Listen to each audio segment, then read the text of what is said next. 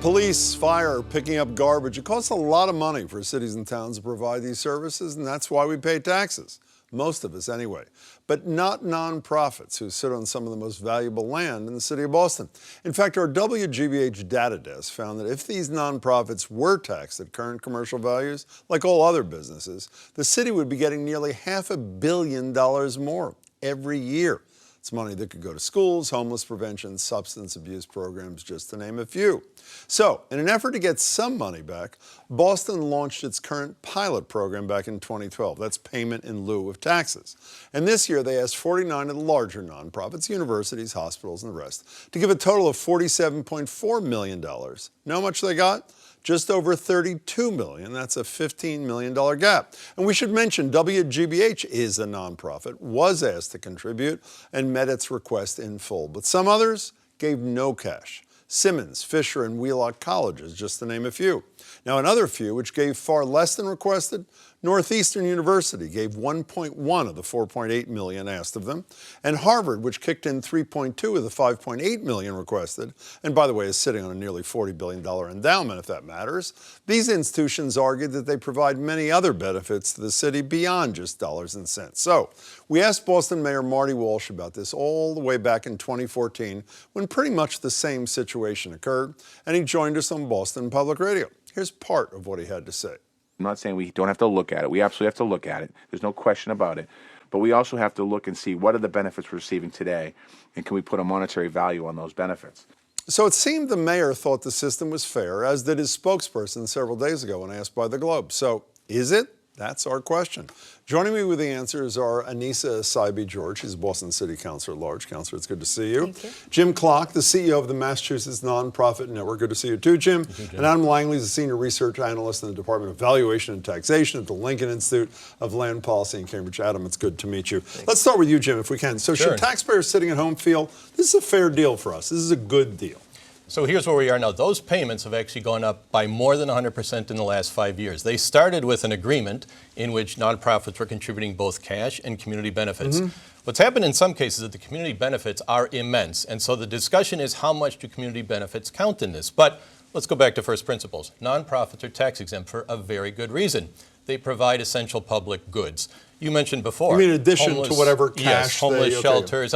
That's where that money goes today. It's in nonprofits' hands. Under law, they're required to spend it on those services, and that's the service they provide. So, Councilor, he convinced you this is a good deal? No, he hasn't convinced Why not? me it's a good deal. You're a teacher in your former life, we should say. I yes. am a former Boston Public School teacher, and we know that the Boston Public Schools budget has been underfunded year after year. And these payments, these pilot payments, would go right into the general fund and then would get right into the hands of those that need it the most across the city. But he says, but Jim says they're providing, it's not just cash, they're providing all these other, quote, community benefits that your kids, I mean, not just your own kids, but kids you taught, are benefiting from. You're not buying it? Not buying it. They were at the table when these decisions were made. Adam, you want to settle this thing? Well, I think one important thing to keep in mind is that we've studied pilots nationally.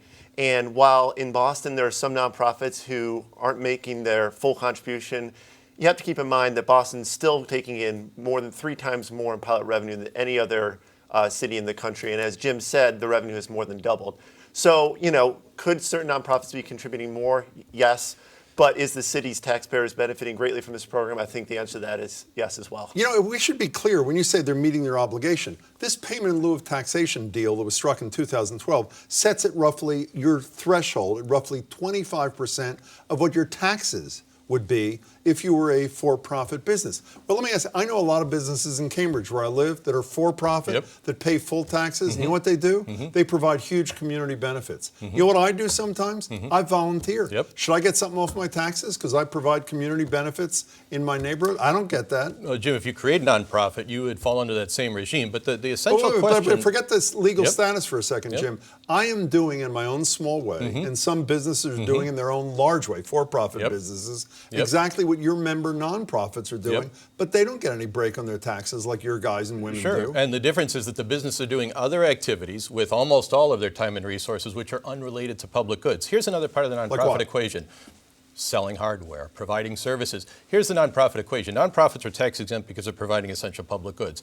They also get extensive responsibilities and transparency requirements. Nonprofits file public documents, compensation budgets every year, publicly accessible, more oversight than nearly every private business, and that's fair. We agree with that. The central question is, are these public goods valuable? Do we want to encourage them to be provided? We think they are, and we think that's what the current system does. Adam, you're the one who has the big picture here. I can't speak for all for-profits. In fact, I can't speak for any, but I will anyway. My sense is they'd just hear Jim and they'd say, I'll disclose what our salaries are. You give me a deal where I'm I'm urged to pay 25% of my tax bill, and then maybe I'll pay, I don't know, a half of that, a third of that. I'm willing to have the kind of disclosure. So where's the balance here? Where's the equity for the for-profits, the individual homeowners who you represent? Where's the equity? Yeah, it's very difficult. I think that, as Jim has said, nonprofits, their entire mission is to provide these charitable services, and society has determined through states' constitutions, state laws. It's not this is not a religious operation we're talking about. These are not constitutionally protected from taxation. These are non-religious nonprofits, statutorily protected. Well, so the state policymakers have decided that this is a trade-off that taxpayers are willing to make.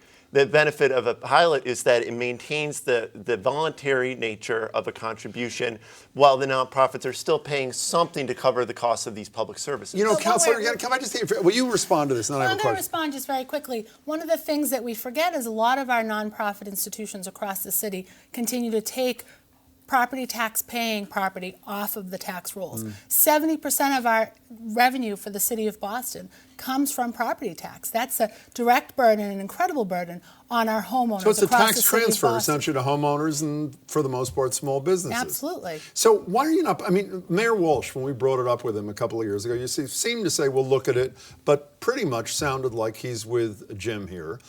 Why isn't the city council rising up? I mean, why isn't Marty Walsh rising up when he's in such need of money? Well, we talk about it quite a bit on the council, and we recognize that there needs to be a better partnership between our nonprofit partners, and there's a certain responsibility that we have to provide services, like you mentioned in your opening. They need to provide us too. This is a relationship that needs to be cut out for both of us. Yeah, let me be crass here. You know, one of the, GE left Connecticut because of tax problems. However, I think you'd probably agree with this. I don't think, for example, Northeastern is moving to Tennessee.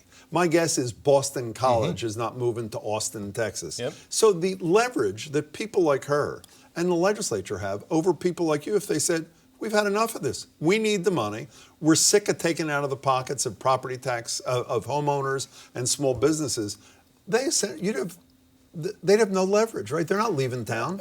All due respect, there is leverage on that side. What are they going to do? There are pilot agreements in place in 80 cities and towns across Massachusetts that have been negotiated, as the counselor says, partnerships. And frankly, one of the best things Harvard's about going to move to Harvard? Is that what's going to happen? One of the best things about these discussions is that you can customize them to each situation. This is not one size fits all.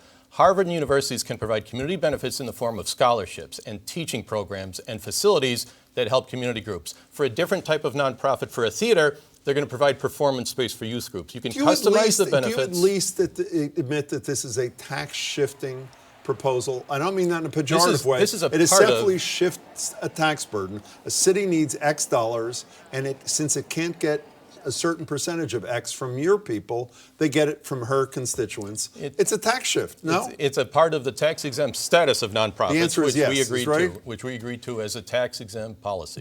Where is the leverage here? Let's assume the legislature decided to rise up. They listened to the councilor, the mayor got on board, and all that sort of thing. The reality is they don't have much leverage. The lawmakers have leverage here, don't they?